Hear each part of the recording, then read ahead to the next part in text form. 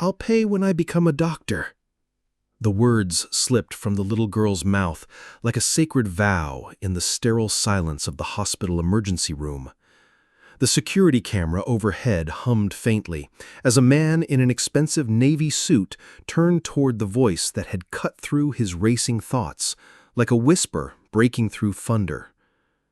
Vincent Morrison, once dubbed the Invisible Titan by Business Weekly for his ability to build a massive pharmaceutical empire while staying out of headlines, found himself staring at a child not more than 8, clutching a baby wrapped in a faded hospital blanket. The girl's name was Naya. Her hair was twisted into uneven cornrows, her hands grimy, her oversized sweater stained, and her jeans torn at both knees. The baby in her arms whimpered, burning with fever and struggling to breathe. A bitter December wind howled outside, but it was the chill of desperation in the ER waiting room that cut deeper now. The receptionist spotted them and snapped irritably, "Hey, this isn't a daycare center. You need insurance cards or payment up front. Move along." Naya flinched, tightening her grip on the baby and looking down, already turning to leave, shoulders trembling, not from cold, but from the weight of helplessness. Vincent stepped forward, his voice calm but commanding. "She's not causing trouble." She asked politely for help. The receptionist looked up startled. Mr. Morrison, sir, look at her. She obviously can't afford treatment here. This is a private hospital." "I'll be the judge of that," Vincent said firmly. People had begun to notice. A woman near the vending machines whispered, "That's the girl who sleeps behind the community clinic on Oak Street." Another man by the pharmacy counter added quietly, "I heard her mama's real sick with that lung disease, and there's no daddy around. Poor babies." Vincent crouched beside Naya, who was still frozen near the triage desk. "What's your name?" he asked gently. "Naya," she said without looking at him, her voice barely audible. "And the baby?" "My little brother, Amari. He's 10 months old." Vincent softened his voice further. "You walked here in this cold?" Naya nodded slowly. "He had a fever for 3 days. Mama's been coughing up blood so she couldn't carry him. I read in one of Mama's medical books that babies can die from high fevers, so I wrapped him up and came here. I know all about medicine because I'm going to be a doctor when I grow up." Vincent glanced at the receptionist, who now stood awkwardly behind the desk, pretending to shuffle papers. "Do you have warm clothes for him?" he asked gently. Naya shook her head. "I put my jacket on him under the blanket. It's all we got." He stood slowly, his mind racing through calculations and contingencies that once helped him navigate billion-dollar mergers, now circling a far more pressing dilemma. What do you do when a child shows up in front of you with more medical knowledge than some adults you've met, and more courage than any boardroom executive? "We're getting more than just treatment," he said decisively. "Stay close to me." Vincent approached the triage nurse and arranged for immediate pediatric evaluation. He added formula, baby Tylenol, warm blankets, and a thermometer to the growing list, ignoring the puzzled looks from other patients. At the billing desk, Naya barely reached the counter. She placed a crumpled piece of paper with symptoms she'd written down with 2 trembling hands like she was offering precious research. "Thank you, sir, but I really will pay you back when I become a doctor. I mean it with all my heart." "I don't doubt you for a second," Vincent nodded solemnly. When they stepped out into the parking lot hours later, after Amari had been treated for pneumonia and given antibiotics, the cold wind hit harder. Naya blinked rapidly to keep her tears from freezing. If you're enjoying this story, kindly do us a favor and subscribe to our channel. It is free and won't cost anything, but it means the world to us. We are just a small channel trying to grow. And do not forget to comment where you're watching from. Thank you, and back to our video. "Where are you staying?" he asked. Naya hesitated, then looked up at him with eyes that held too much wisdom for her age. "Behind the free clinic on Oak and 15th, there's a dry spot under the fire escape where the wind doesn't hit. I keep Amari warm with newspapers and make sure the security guard doesn't see us. A woman nearby gasped audibly. Vincent turned toward her, but she looked away, ashamed. He turned back to Nyaya. "Do you want me to walk you back?" She hesitated again, then shrugged. "People usually yell when they see us, but you can come if you want. Just don't talk too loud. Mama gets scared when strangers come around." As they walked, Vincent felt the strange weight of responsibility settle onto his shoulders. Not the kind you can delegate to assistants, but the kind you carry because walking away would haunt you more than staying would inconvenience you. "You cold?" he asked as they crossed the street. Nyaya didn't answer directly, but her teeth chattered audibly. Amari whimpered again, his tiny fist curled around the edge of Vincent's expensive coat that he'd wrapped around them both. They reached the alley behind the clinic as streetlights flickered on. Cars rumbled on the main road, and the smell of garbage, damp concrete, and medical waste grew stronger. Behind a row of overflowing dumpsters and a makeshift shelter of cardboard, a woman lay curled up on a pile of old blankets, her face gaunt and drawn. She stirred at the sound of footsteps, then sat up suddenly, her eyes wild and unfocused. "Nyaya," she called weakly, then started coughing violently. "You weren't supposed to leave. What if something happened?" Her mother's voice was rough and strained. Vincent didn't approach immediately. He stood back respectfully, observing. The woman, clearly ill, calmed slightly when she saw Amari reaching out with tiny hands. "She was only trying to get help," Vincent said softly. "The baby had pneumonia. He needed immediate medical attention." The woman didn't respond initially, too focused on taking Amari and checking his temperature with the back of her hand. Nyaya turned to Vincent, her small frame somehow carrying enormous dignity. "You can go now. We'll be okay. I just needed to make sure Amari got better. I read that pneumonia can kill babies if you don't treat it fast enough." But Vincent didn't move. Instead, he said, "Nyaya, I want to come back tomorrow. Would that be all right?" Nyaya tilted her head curiously. "Why would you want to do that?" He hesitated, then, with the kind of clarity he hadn't felt in years, said, "Because someone should, and because I believe you really will become a doctor someday." That night, Vincent didn't sleep. Somewhere beneath the noise of the city traffic, a little girl was humming softly to a baby wrapped in a billionaire's coat, reading medical symptoms by streetlight.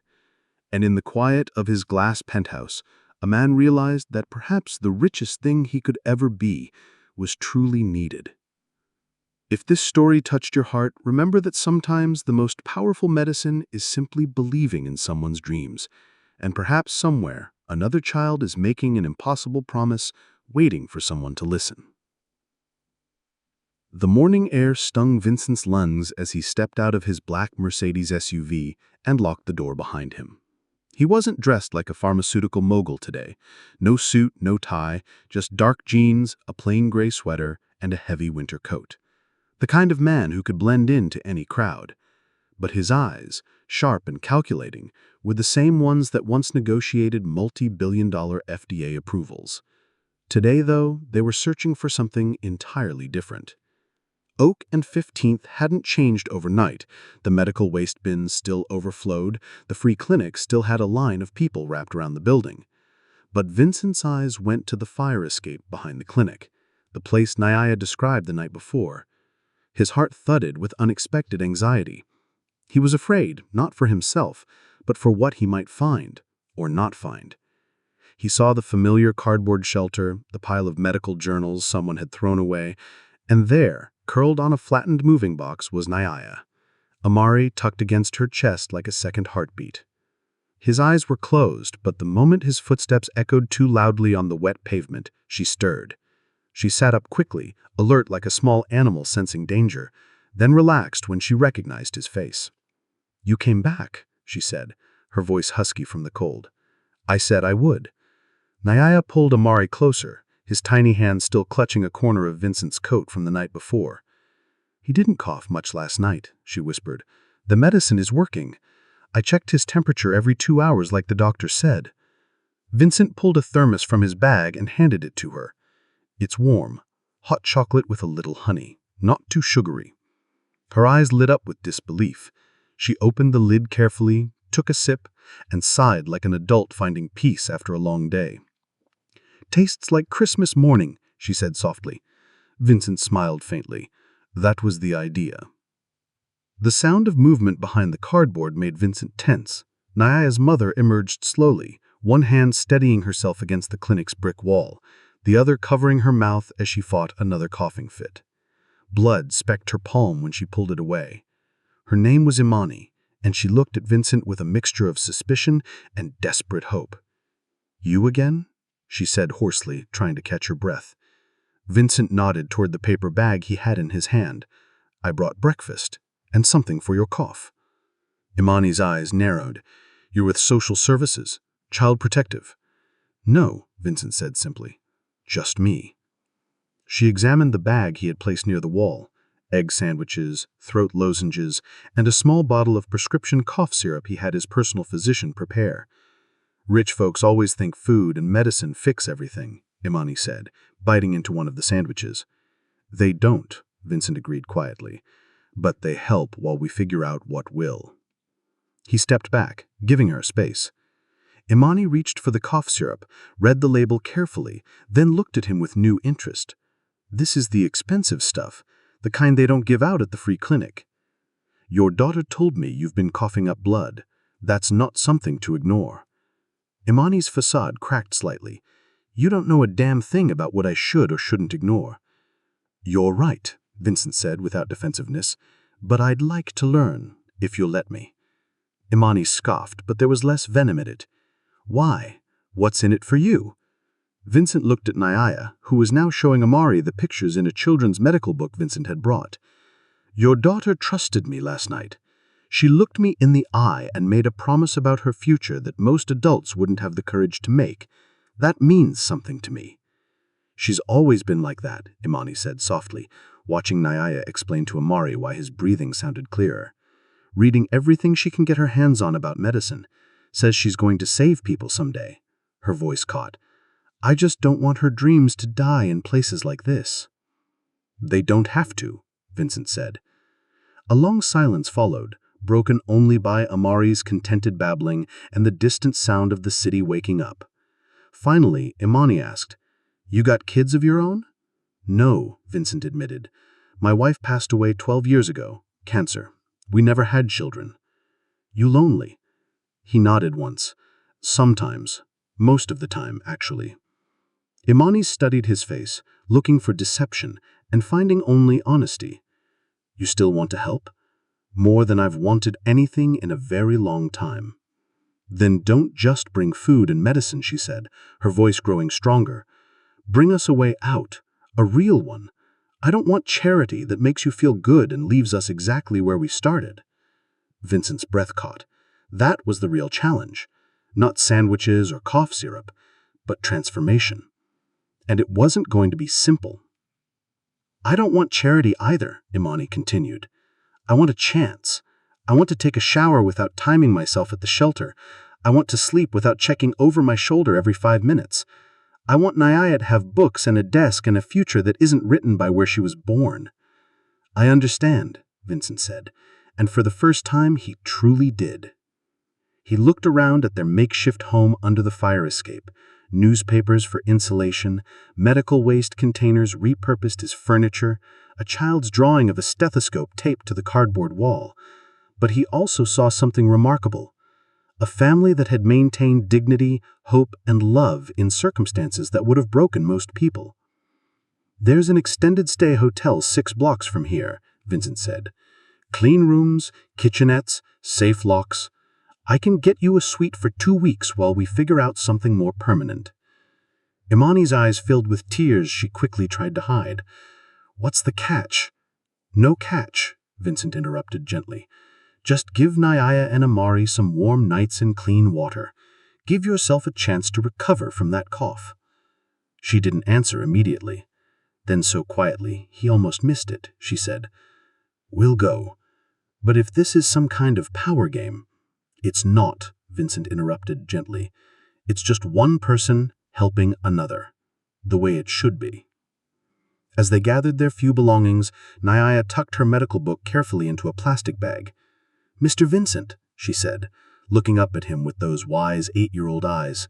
"When I become a doctor, I'm going to help families just like mine. That's a promise."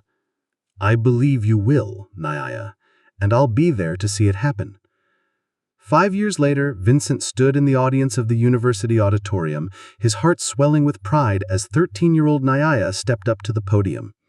She wore a crisp white lab coat over her school uniform, a gift from the medical school she'd been accepted to for their youth mentorship program.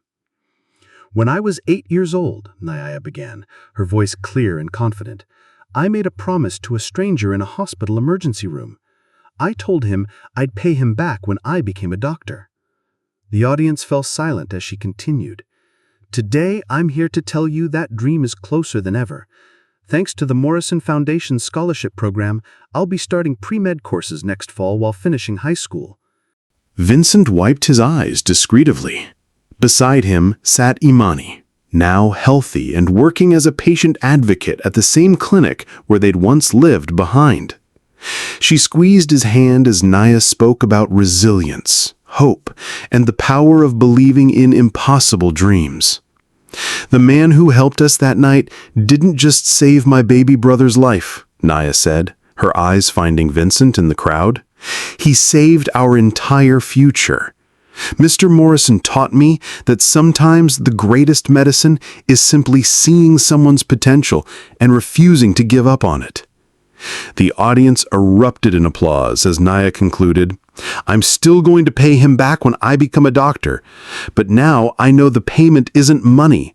It's using my gift to lift up others, just like he lifted up our family."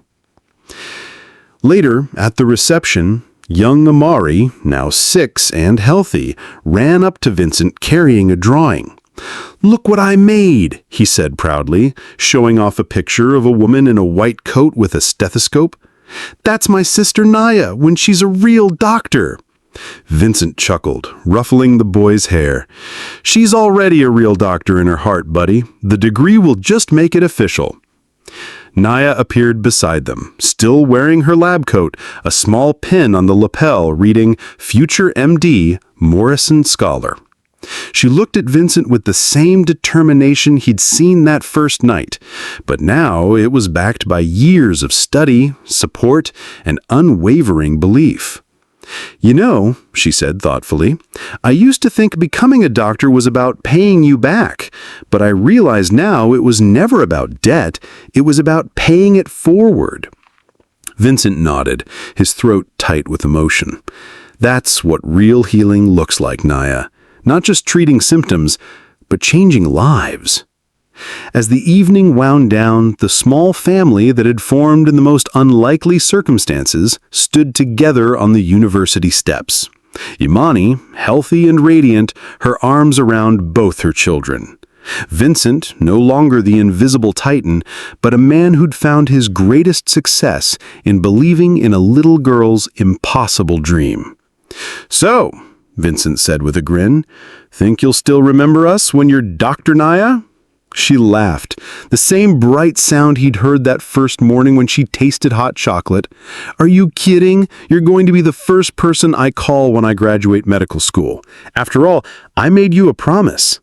"That you did, and I've never doubted you'd keep it." As they walked toward the parking lot, Naya skipped ahead with Amari, already talking excitedly about her first day of pre-med classes. Vincent watched them, marveling at how a moment of compassion in a hospital emergency room had rippled into something so much larger. Sometimes the most powerful prescription isn't medicine at all. It's believing in someone's dreams when they can barely afford to dream them themselves. And sometimes, when a child promises to pay you back when they become a doctor, the greatest payment is simply watching them become exactly who they said they would be. If you enjoyed our story, hit the subscribe button for more inspiring stories, and don't forget to like and share.